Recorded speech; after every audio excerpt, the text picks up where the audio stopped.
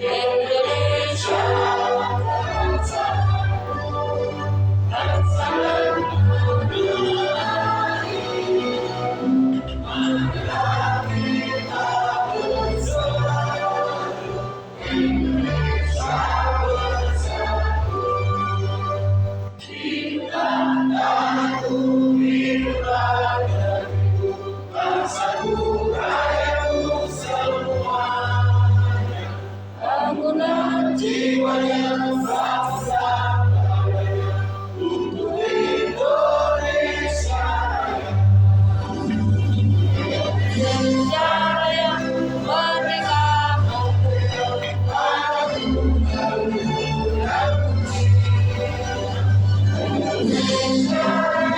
merdeka, hidup Indonesia.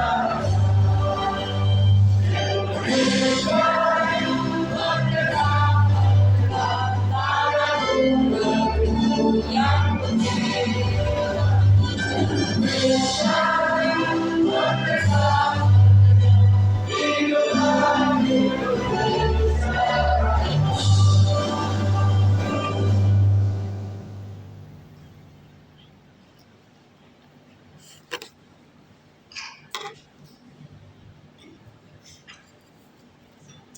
Hadirin dimohon duduk kembali. Acara selanjutnya yaitu doa yang akan dipimpin oleh Bapak Kadus. Saya persilakan.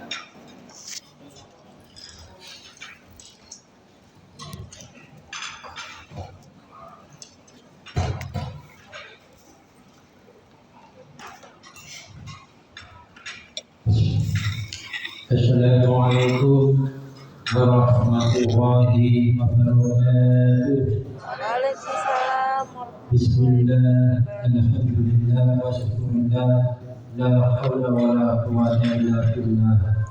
Allahumma salli wa sallim ala sayyidina Muhammad wa ala alihi wa sahbihi ajma'in wa ba'du. Para bapak, para ibu semuanya, mari acara kita lanjutkan dengan kita berdoa. Mudah-mudahan acara awal sampai akhir dapat berjalan dengan lancar dan dimberkahi oleh Allah Subhanahu wa Ta'ala. Amin. Ridwallahi ta'ala syafaati Rasulillah niyatil hadatin hadatin babah jadi lancar. Al-Fatihah.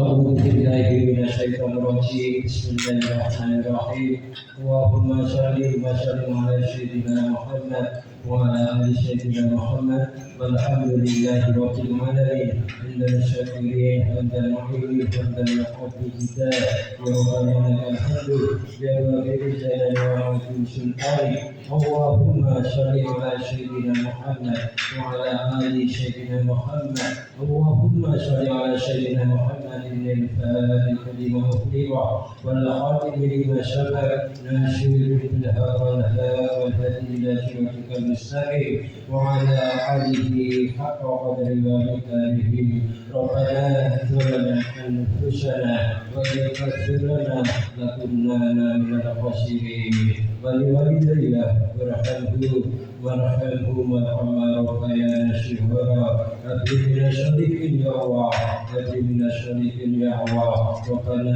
آتنا في الدنيا حسنة وفي الآخرة حسنة وقنا عذاب النار وصلى الله على سيدنا محمد وعلى آله وصحبه وسلم سبحانك رب العزة عما يصفون والسلام على المرسلين والحمد لله رب العالمين. بركة الفاتحة. Terlebihnya dari mohon sebesar-besarnya. Assalamualaikum warahmatullahi wabarakatuh. Alhamdulillah. Semoga doa kita pada hari ini dijawab oleh Allah Subhanahu wa Ta'ala. Amin. Acara inti yaitu penyampaian materi sosialisasi wawasan kebangsaan dengan tema menjunjung tinggi nilai-nilai kemanusiaan yang akan disampaikan oleh Bapak Hadi Desa SPDMU, anggota DPRD Jatim, dan narasumber kita yaitu Bapak Insinyur Trihardono, yang akan dipandu oleh moderator kita yaitu Ibu Andi Apriani SK. Kepada beliau saya silakan. Terima kasih ucapan dari Ibu MC yang akan kesempatan pada saya. Assalamualaikum warahmatullahi wabarakatuh. Waalaikumsalam warahmatullahi wabarakatuh. Salam sejahtera bagi kita semua. Bapak Ibu, hari ini sehat? Alhamdulillah sehat. Sudah makan semua? Alhamdulillah sudah. Semangat ya Bu, mengikuti acara kita sampai selesai. Semangat. Baik, perkenalkan nama saya Andi SE yang akan melanjut jalannya acara sosialisasi wawasan kebangsaan pada siang hari ini. Berbicara wawasan kebangsaan, tentu tidak lepas dari nilai-nilai yang terkandung dalam dasar negara kita yaitu Pancasila. Hari ini tema kita adalah menjunjung tinggi nilai-nilai kemanusiaan. Ada yang tahu ini sila keberapa, Bapak, Ibu-ibu? Sila kedua. Keberapa? Kedua ya. Peserta kita kali ini sudah hafal Pak Pancasila semuanya. Baik, untuk lebih dalam saya langsung perkenalkan para narasumber hebat kita yang akan memaparkan tentang tema kita pada siang hari ini. Di sebelah kiri saya ada Bapak Hadi Desa SPDMU. Beliau adalah anggota DPRD Provinsi Jawa Timur dari fraksi Gerindra. Beliau duduk di Komisi E. Selamat siang Mbak Andi.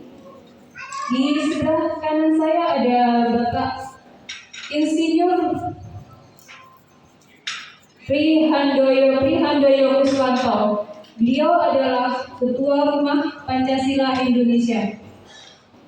Dalam acara ini kita dari dua sesi. Sesi pertama pemateri akan memberikan materinya, masing-masing kita berikan waktu sekitar 30 menit. Di sesi kedua nanti ada sesi tanya jawab yang akan kita berikan kepada peserta yang langsung akan dijawab oleh salah satu narasumber kita. Baik, langsung saja kita berikan kesempatan kepada narasumber kita yang pertama yaitu Bapak Hadi Desa SPDMU memberikan materinya. Kita berikan aplaus dulu Bapak Hadi Desa.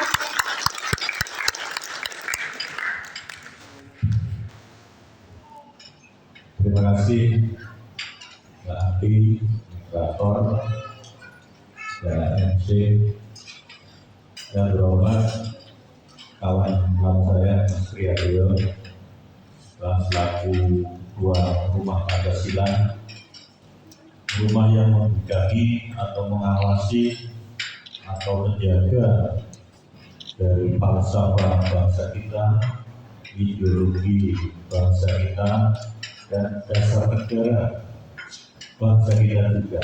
Makanya beliaunya luar biasa. Yang terhormat Bapak Ibu Saudara hadirin serta Panitia Observasi Asli, ini bagian dari orang-orang yang selalu mengamalkan Pancasila karena setiap bulannya selalu tampil menyajikan mengawal bersama-sama masyarakat untuk memahami dan mengamalkan Pancasila lagi yang kemarin-kemarin sudah dilupakan, serta teman-teman wartawan yang hadir pada kesempatan hari ini. Assalamualaikum warahmatullahi wabarakatuh. Waalaikumsalam. Selamat siang, salam sejahtera untuk kita semua. Saya tidak bisa menyebutkan salam kolektif dan sebagainya. Yang biasa saya sampaikan ya terakhir sampai sejahtera. Walaupun saya yakin akhir-akhir ini kesejahteraan itu agak pudar. Negara lepas dari tanggung jawab karena fenomena COVID-19 2 tahun melanda Indonesia. Kesempatan saya hari ini Bapak Ibu Saudara sekalian, perkenalkan nama saya yang sudah terpampang di belakang, di Widiasa. Rumah, nama sudah ya berarti ya. Alamat rumah saya itu banyak. Karena saya pindah KTP itu 3 kali. Pertama kali rumah saya di Kecamatan Bubukan, tepatnya di Kelurahan Budi. Kalau orang Bubukan pasti tahu di mana Kelurahan Budi itu berada. Kemudian pindah ke Kecamatan Wonokromo, tepatnya di Kelurahan Wonokromo juga. Terus terakhir, ya mudah-mudahan tidak pindah lagi, ada di Kecamatan Jambangan, tepatnya di Kelurahan Kebonsari, depan SMA SMP Al-Hikmah Surabaya. Terpilih menjadi anggota DPRD Jawa Timur 2019 dari Dapil Surabaya Raya. Kalau provinsi itu Surabaya Raya satunya.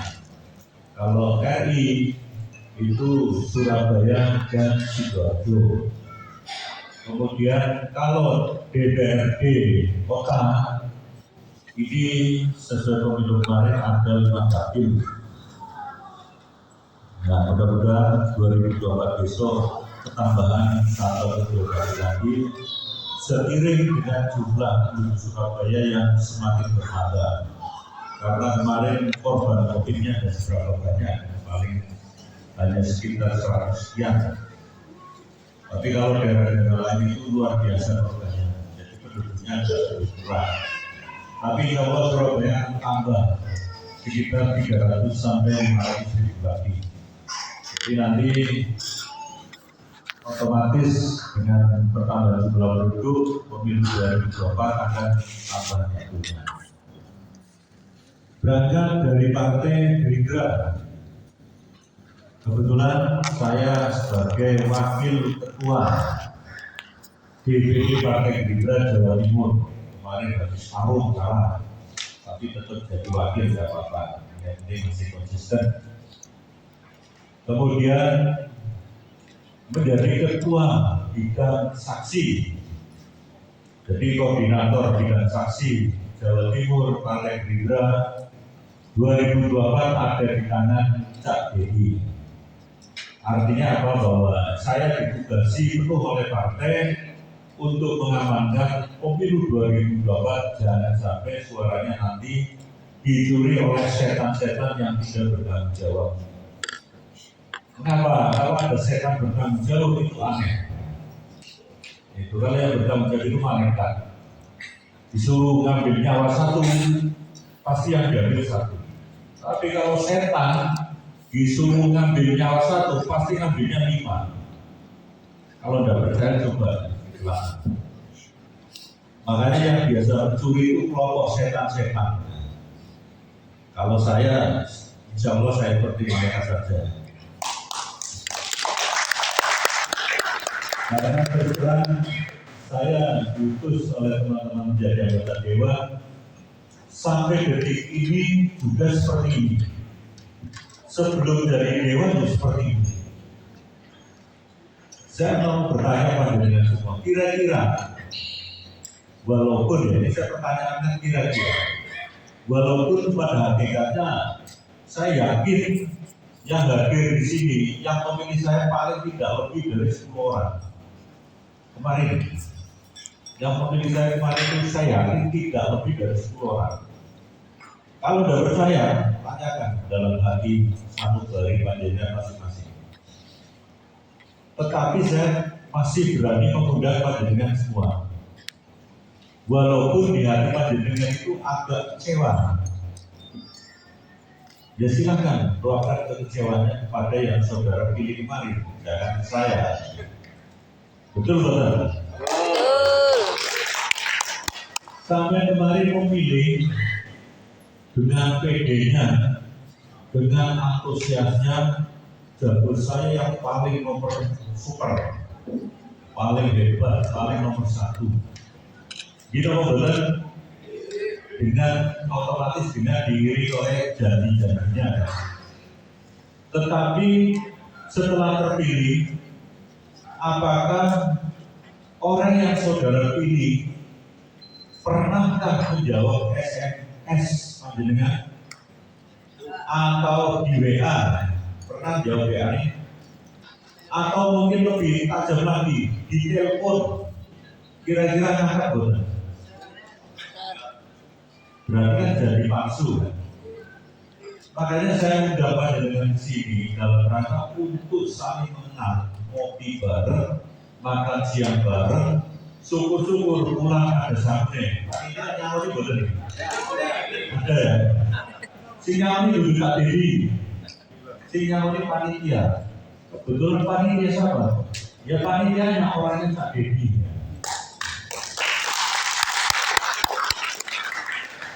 Jadi kalau nongkrong bareng Kak Dedi itu banyak manfaatnya. Minimal mengurangi uang kopi karena ditanggung oleh panitia. Itu sebagai pengalaman untuk ibu bahwa jangan sekali-kali saya mengingatkan kepada Bapak Ibu Saudara sekalian, kalau belum betul-betul mengenal atau mengenalkan diri, itu jangan dipilih. Saya membenarkan panjenengan semua kemarin karena apa? Tidak memilih Kak Dedi, Hadi Mediasa karena belum kenal. Gitu apa betul? Loh, orang belum kenal kok berani-beraninya memilih. Ya tentunya kalau memilih pasangan, memilih jodoh kan mesti harus senang dulu. Ada orang nikah, kawin, nggak saling mengenal. Ada enggak? Ada ta'aruf. Pacaran ya? Kalau udah kenal mungkin kan nggak mungkin dipilih kan? Ini masih batas pacaran. Loh ini memilih pemimpin di Surabaya, kenal aja enggak nekat. Katanya jadinya manis, katanya fotonya ganteng. Kira-kira panjenengan dengan adanya foto-foto di bertebaran di lapangan, kira-kira yakin buatan fotonya antara foto dengan aslinya yang kira-kira foto apa buatan? Boten. Kalau Kak Dedi gimana? Asli ya. Wani. Masih gak ada aslinya kan? Palsu. Masih gak ada aslinya. Palsu. Tapi sengaja biar ibu penasaran. Kalau saya tampilkan fotonya ganteng, ibu tidak penasaran. Karena apa? Sering lihat medsos, sering lihat Facebook, sering lihat Instagram. Kalau di Instagram, di Facebook tidak ada foto yang jelek. Contoh, pemilu kemarin ada anggota DPD RI Jawa Timur, fotonya menurut bapak-bapak itu paling cantik di Indonesia. Ini bapak-bapak ini gampang dibujuk, gampang terbujuk oleh rayuan foto. Gombal. Saking tergiurnya memilih calon yang dari Pasuruan yang pada salah itu cantik, melok, pokoknya ibu kalah dari yang tadi. Begitu tahu orangnya, bapak-bapaknya kecewa. Wah yang jatuh di ayat bujoku. Ini kebiasaan terjadi. Terlalu menyanjung orang lewat medsos, lewat media. Begitu tahu aslinya, masih menyanjung istrinya karena istrinya mau tidak mau tetap loyal, tetap cinta. Nah, yang digambar itu ternyata yang manipulasi medsos. Bapak Ibu Saudara sekalian, saya hormati kesempatan wawasan kebangsaan ini dalam rangka juga untuk mengingatkan kembali kepada masyarakat Indonesia khususnya di Surabaya. Karena kebetulan saya dapil Surabaya. Terus terang, wawasan kebangsaan ini kita cetuskan kembali karena akhir-akhir ini masyarakat Indonesia itu sudah melupakan jati dirinya. Sampai percaya betul. Kapan panjenengan semua ingat kalau panjenengan semua itu warga Indonesia? Kalau kemarin ada saya Pancasila, saya NKRI, tapi kapan merasa menjadi orang Indonesia?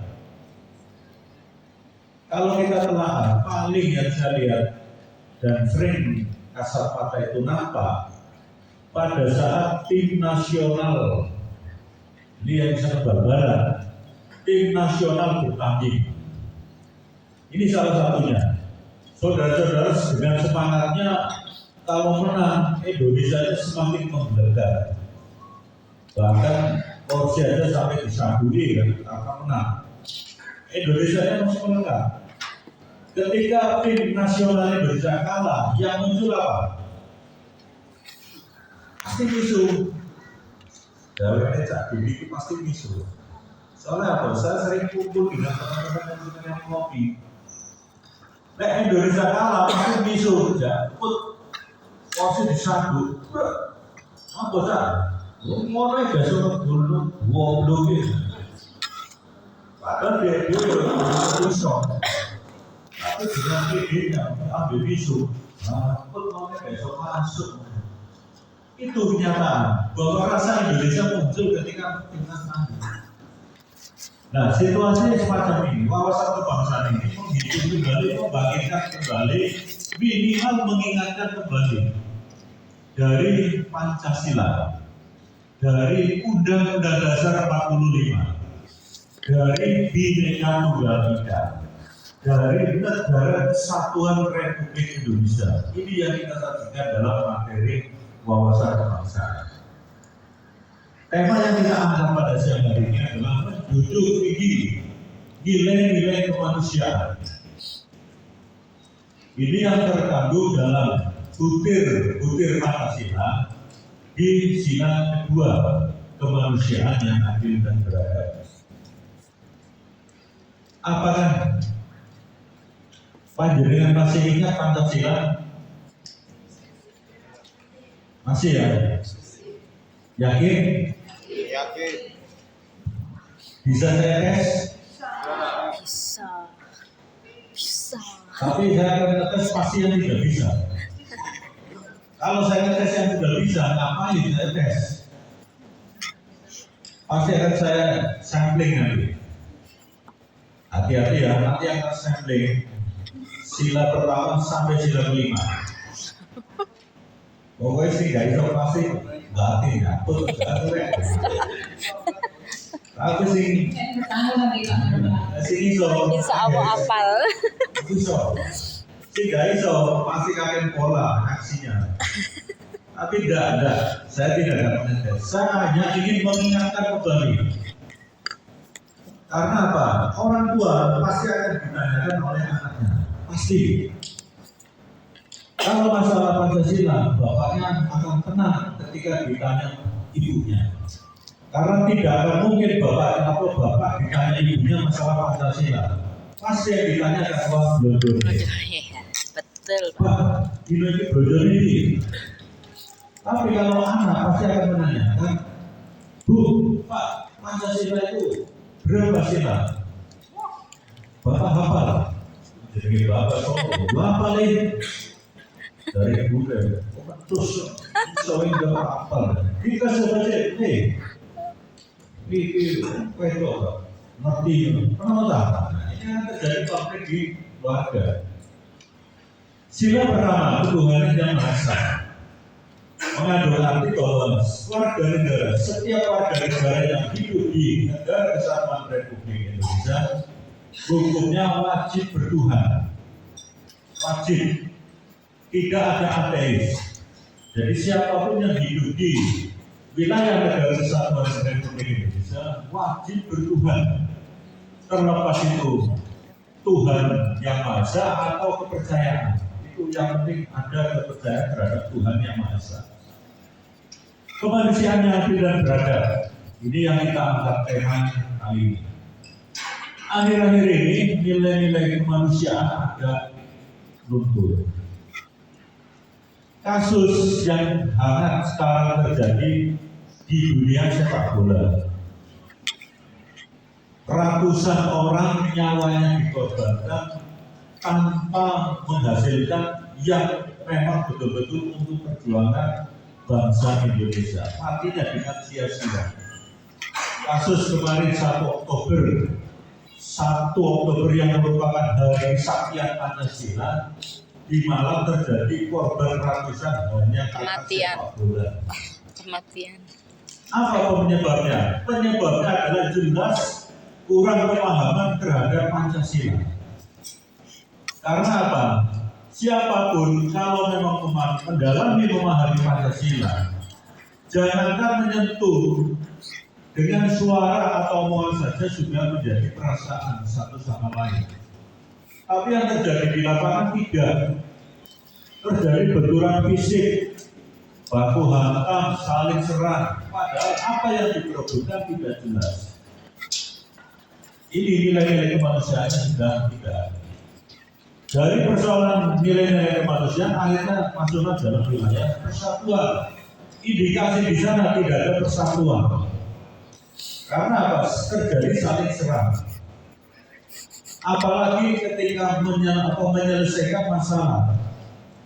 Sila keempat menyatakan kerakyatan yang dipimpin oleh kebijaksanaan dalam permusyawaratan perwakilan. Artinya mengandung bahwa setiap ada persoalan apapun yang menjadi polemik di masyarakat, di lapangan, di kantor, di sekolahan, mestinya diselesaikan dengan musyawarah. Tapi yang terjadi di sana kan tidak ada. Artinya bahwa pengamalan nilai-nilai Pancasila tidak ada. Sudah rapuh, sudah luntur.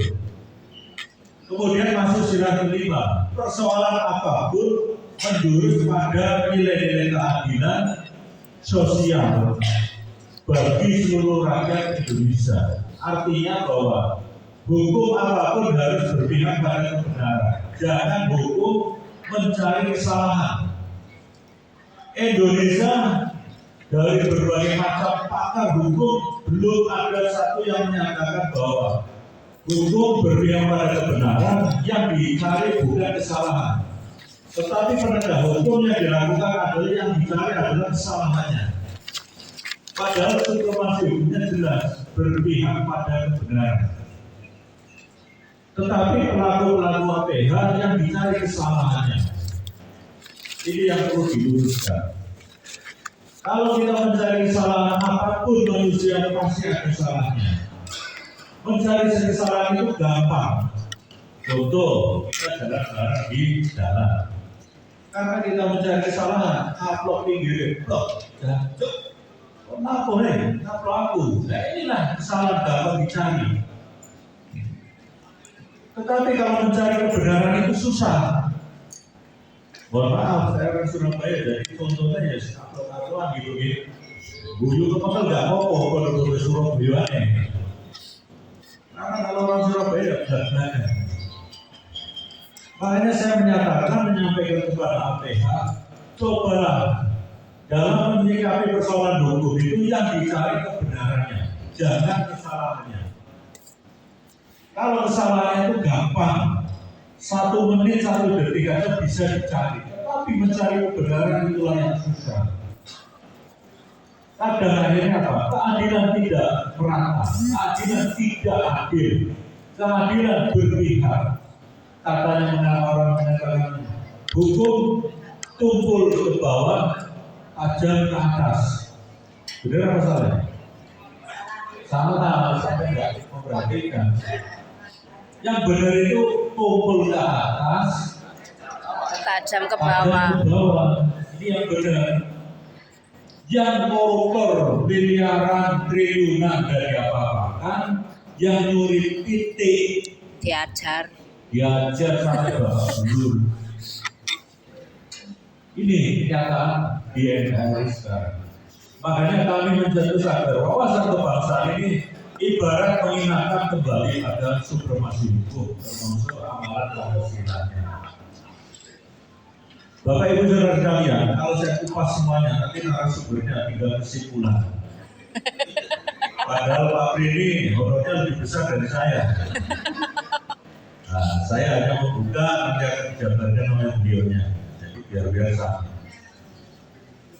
Bapak Ibu dan saudara sekalian, bahwa nuansa nuansa semacam ini perlu dibangkitkan kembali. Karena apa? Ini sama dengan kalau zamannya Orde Baru itu penataran P4. pedoman penghayatan pengamalan Pancasila. Sekarang nggak ada pedomannya. hilang. Bagaimana mau bicara pedoman? Hukum dasar saja sudah di amandemen. Amandemen Pak, dirubah, diganti. Padahal kalau kita melihat Bapak Ibu Saudara sekalian, berapa umur NKRI ini baru berdiri? 77 tahun. Ada yang masih ingat? 77 tahun. Umur Republik ini baru berapa puluh tahun? 77. Belum 100 tahun, baru 77 tahun. Sementara sebelum NKRI ini berdiri, sudah ada kerajaan yang mengilhami NKRI ini hidup sekian ratus tahun. Salah satunya pertama kali Nusantara terbangun oleh Sriwijaya. Ini sudah hidup sekitar 15 tahun, tapi kejayaannya di 200 tahun. Kemudian dilanjut oleh Majapahit yang katanya ibu kotanya ada di Mojokerto. Berapa lama hidupnya Majapahit? Kurang lebih sama, antara 500 sampai 300 tahun. Itu saja bubar, itu saja terhapus. Apalagi Republik ini yang usianya baru 77 tahun. Bagaimana agar NKRI ini tetap eksis, NKRI tetap jaya, tetap ada? Salah satu fundamental yang harus dipertahankan adalah dasar negara kita, yaitu Pancasila. Sumber hukum tertulisnya sebagai undang-undang yang sebenarnya tidak boleh dirubah adalah Undang-Undang Dasar 45. Tetapi baru usia 50 tahun kemarin sudah berani-beraninya orang-orang kita merubahnya. Makanya kami dengan Mas Pri ada gerakan harus kembali kepada Undang-Undang Dasar 45 dan Pancasila secara murni. Mudah-mudahan gerakan ini nanti 2024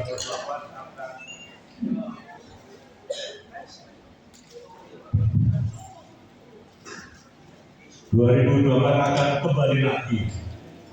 Yang terpenting masyarakatnya semuanya mendukung, semuanya satu pandangan. Mungkin itu Mas Pri, Bapak Ibu Saudara sekalian yang bisa kami sampaikan. Minimal target kami dari DPRD Provinsi mengingatkan kembali terhadap nilai-nilai Pancasila dan Undang-Undang Dasar 45. Kurang lebihnya mohon maaf. Assalamualaikum warahmatullahi wabarakatuh.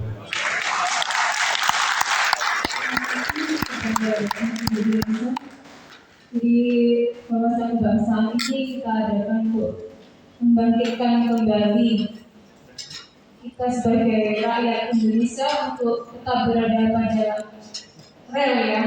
Kalau dibilang itu rel, kita punya rel yang sudah dibuat oleh para pendiri bangsa kita yaitu Pancasila, Undang-Undang Dasar, agar NKRI yang sekarang ini tetap eksis.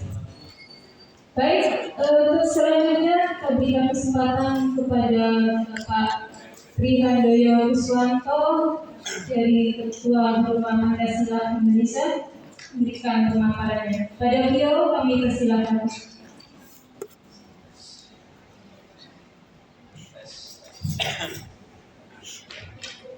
Assalamualaikum warahmatullahi wabarakatuh. Waalaikumsalam. Merdeka!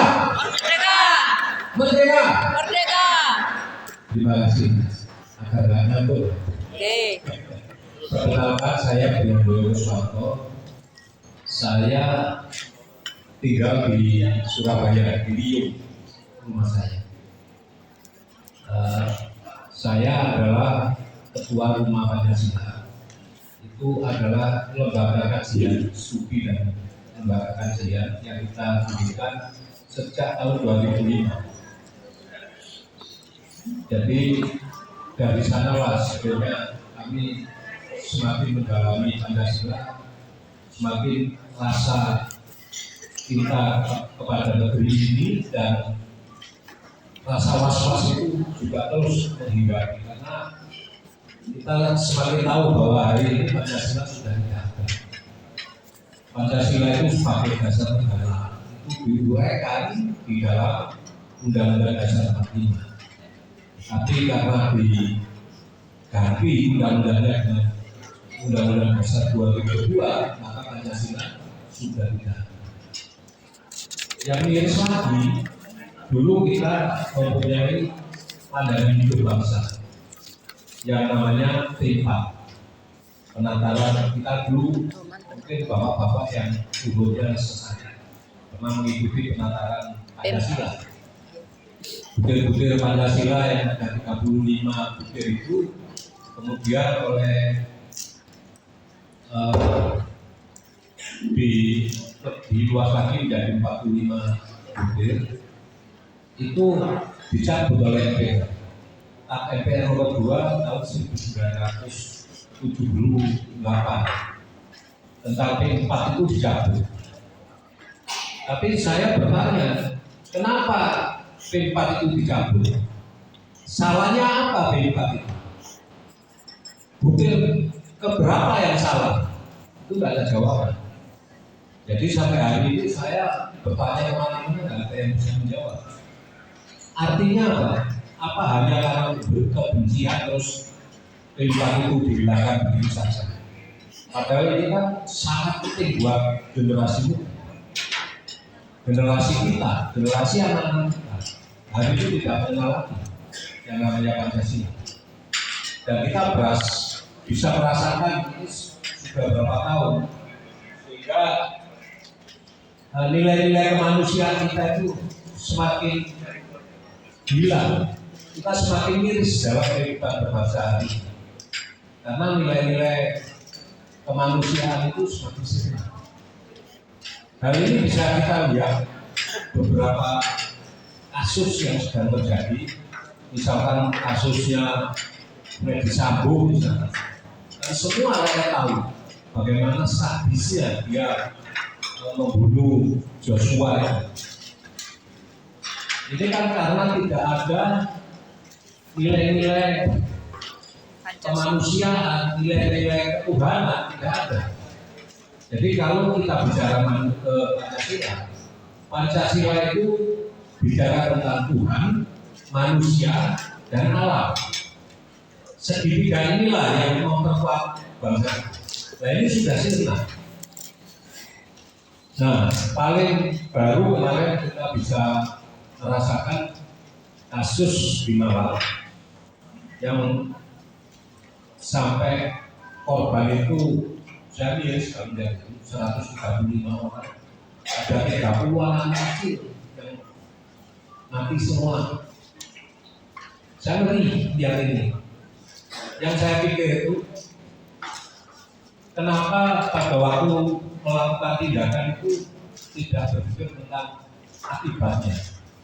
Manusia ini nanti kalau saya tembak dengan gas air mata itu, terus bagaimana akibatnya? Karena itu kan di dalam ruangan stadion itu. Saya pernah merasakan kena gas air mata itu. Maka itu saya agak jauh. Rasanya pori-pori saya ini berdiri, mata berdiri, paru-paru rasanya terbakar. Saya agak jauh dari ininya ya, cuma kena anginnya gas itu. Saya bayangkan kalau itu di dalam ruangan yang gas ini tidak terbawa oleh angin, bagaimana siksanya terhadap orang yang kena gas itu. Tidak sampai di situ, akibatnya terus terjadi kepanikan yang luar biasa dan terhindar. Akhirnya banyak yang meninggal. Ini saya sangat sedih melihat ini karena benar-benar yang namanya Pancasila itu kemanusiaannya itu sudah tidak ada. Padahal Pancasila itu kalau orang mempunyai jiwa kemanusiaan yang adil dan beradab, bisa mempunyai nilai-nilai kemanusiaan, itu tidak akan lepas dari selatan Tuhan. Manusia bisa mengerti nilai-nilai Tuhanan kalau dia beragama apapun. Maka kita mempunyai keimanan, pasti nilai-nilai kemanusiaan kita akan semakin kuat. Di Indonesia ini sebetulnya nilai-nilai kemanusiaan itu di masyarakat kita menjadi muatan-muatan lokal yang sudah biasa.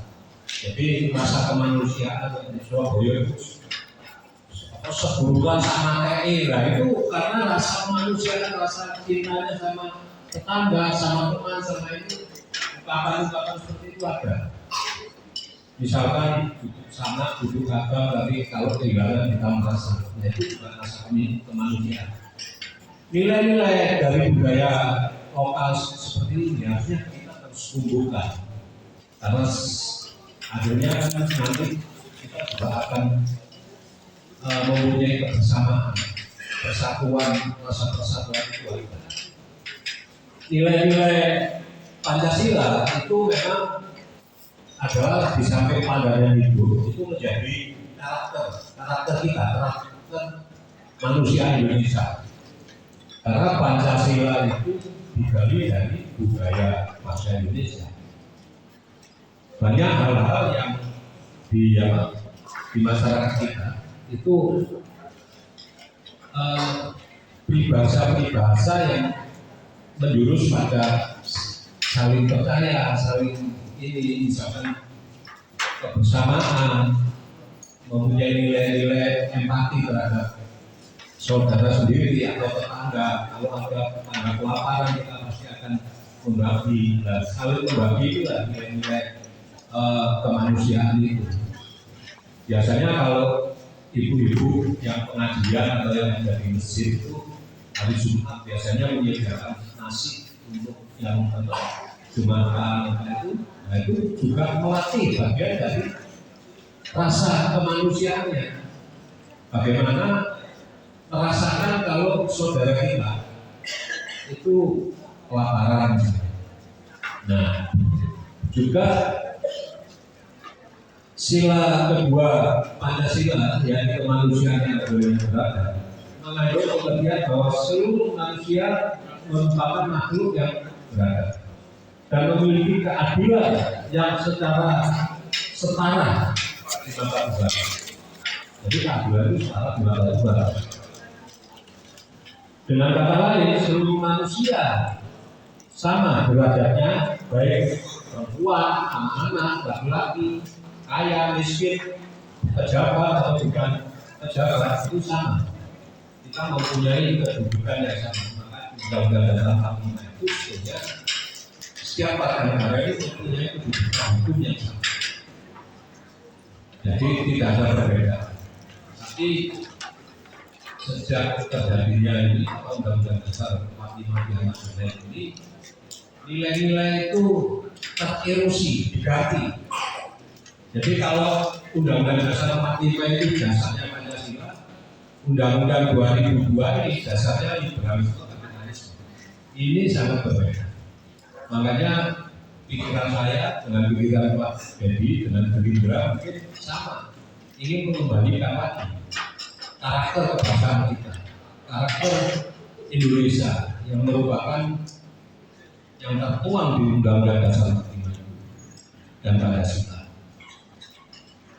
Kita mungkin dulu masih ingat ya, Limpa, penataran, bagaimana mungkin perlu adanya simulasi kajian bagaimana sih kajian tentang kemanusiaan yang adil dan beradab, tolong menolong. Ini sebetulnya karakter asli bangsa Indonesia. Nenek moyang kita itu sudah biasa tolong menolong dan bersama. Ingat nggak kalau dulu ya waktu saya kecil itu ada di depan rumah itu disediakan di CIA. Mungkin kalau ada orang yang jalan harusnya nggak bisa ambil minum di situ. Ini juga bagian dari karakter muatan lokal yang harus dikembangkan. Merasa senasib dan senandungan, dulu ada kata-kata itu, senasib dan seperjuangan. Nah ini yang harus dipakai. Kalau kita sudah merasa senasib dan sepenanggungan, itu artinya kita harus saling tolong-tolong, berjuang. Nah, bahasa Surabaya ya kita tidak ngomong koncoan saklawasi, sama ini biasanya. Saking bahasa gaulnya, Surabaya begitu. Nah, oleh sebab itu maka nilai-nilai kemanusiaan itu bisa dimulai dari hal-hal yang kecil. Di samping ya agama memang kita mengajarkan tentang nilai-nilai kemanusiaan, kita harus jangan mentolong terhadap orang lain. Kalau melihat orang yang minta-minta, ya kasihlah. Atau kalau melihat orang yang kesusahan, bantulah. Kalau orang yang lapar, berilah. Ini bagian dari nilai-nilai kemanusiaan. Kalau hati kita, batin kita selalu kita isi dengan hal-hal yang seperti itu, dilatih dengan hal-hal yang kalau bahasa Jawa itu bahasa Indonesia sih kosliro. Kosliro itu bahasa Jawa ya. Jadi kosliro kita nggak lihat ada kesusahan, anaknya sakit, nah kita mencoba untuk bertanya, kita membantu apa-apa. Nah ini kebiasaan kalau di kampung-kampung kita ibu-ibu itu biasanya terus saya masih ingat ya ketika saya ini aslinya ibu saya dulu almarhum menggerakkan AKD. Setiap hari melakukan semacam kayak jemputan beras itu. Nah nanti kalau sudah ngumpul dilihat datanya tetangga-tetangga atau ibu-ibu yang sudah sepuh yang butuh bantuan itu dikasihkan pesanan berasnya. Ini juga bagian dari melatih kita di samping apa? Tentu beramal ya. Ini membuat kita menjadi mempunyai rasa kemanusiaan kita. Dan ini berpahala sebetulnya. Berpahala. Oleh Allah diberi pahala. Hal-hal yang seperti ini itu sebetulnya nilai-nilai Pancasila semua ini berjalan. Makanya dalam kehidupan yang semakin hari memang semakin sulit seperti ini, mungkin buat kita tidak ada masalah, tapi buat orang lain sangat banyak masalah gitu ya. Untuk cari makan, cari semuanya serba mahal supaya ini, maka kalau ada rasa kemanusiaan, maka kita akan gotong royong. Mulai di kelompok RT, di kelompok pengajian ibu-ibu, masjid apa dan macam-macam. Mungkin kalau yang beragama lain, mungkin gereja di mana, itu bisa memberikan empati kita terhadap saudara-saudara kita. Untuk yaitu tadi mengejawantakan nilai-nilai kemanusiaan kita. Banyak hal yang besar dalam yang penting prinsip dalam hidup kita. Kalau menurut saya, bagaimana mengimplementasikan kemanusiaan yang adil dan beradab itu dimulai dari diri kita. Dari diri kita untuk mencoba mengerti kesulitan apa. Terus yang kedua, apakah diri kita ini bermanfaat untuk orang lain. Itu yang paling penting. Jadi ya kita harus berusaha untuk bermanfaat terhadap lingkungan kita. Kalau kita bisa kan mampu untuk menggerakkan banyak teman, ya gerakkanlah untuk melakukan itu. Karena nilai-nilai kemanusiaan itu hari ini sangat dibutuhkan di negeri ini. Karena saya melihat semakin hari semakin sulit. Karena ya apalagi tahun depan itu akan terjadi krisis hanya itu ya, krisis dunia yang sangat besar di negara-negara yang tidak berpancasila begini, tidak biasa gotong royong, tidak biasa kosliro, tidak biasa saling Bantu. merasa sehati itu, ya kesulitan. Apalagi di sana kalau di negara-negara besar seperti Amerika, negara Eropa, ini musim dingin, ya butuh menghangat. Nah, terjadi perang sekarang antara Rusia dan Ukraina. Nah, Rusia dan Ukraina ini adalah pengekspor gasnya ke Eropa. Sekarang dihentikan. Bagaimana? Di satu sisi manusianya itu sangat individualisme, sehingga kehidupan mereka ya kayak orang Jakarta itu ulu bui-bui, jadi jangan itu tidak melihat ini sebagai sebuah penderitaan manusia.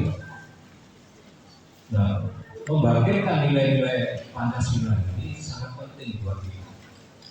Indonesia tanpa Pancasila pasti akan hancur. Karena dengan Pancasila itulah kita dipersatukan. Pancasila itu mampu mempersatukan kita. Tidak peduli berkelas, kaya miskin, pejabat, bukan pejabat, laki, perempuan, anak-anak semua semuanya.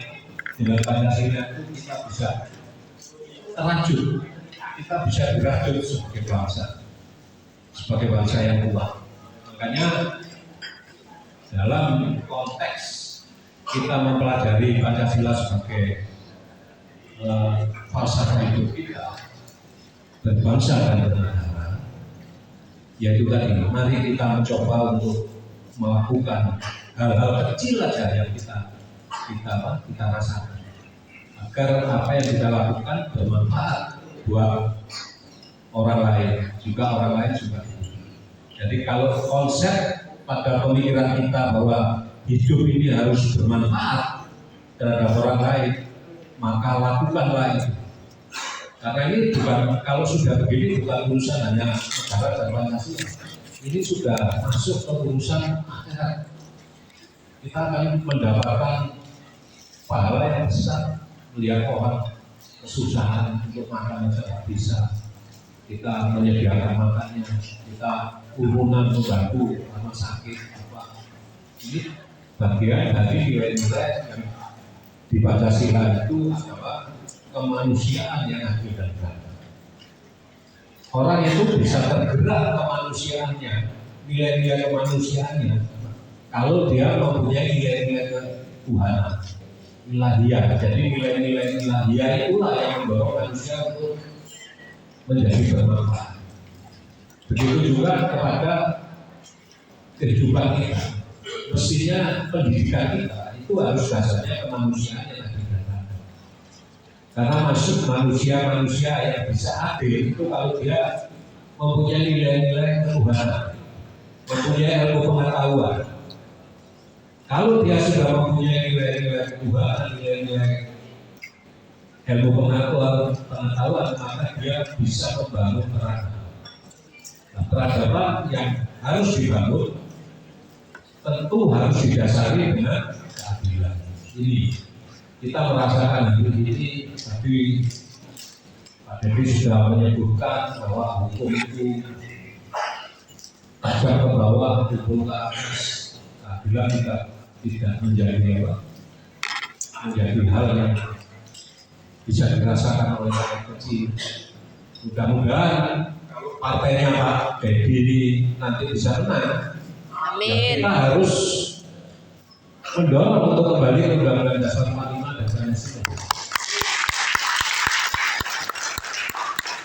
Supaya kita bisa kembali ke Undang-Undang Dasar 45 dan Pancasila, maka marilah kita mulai hari ini mencoba membantu Pak Dedi ini untuk mewujudkan cita-cita kita, supaya kita bisa kembali ke Undang-Undang Dasar 45 dan Pancasila.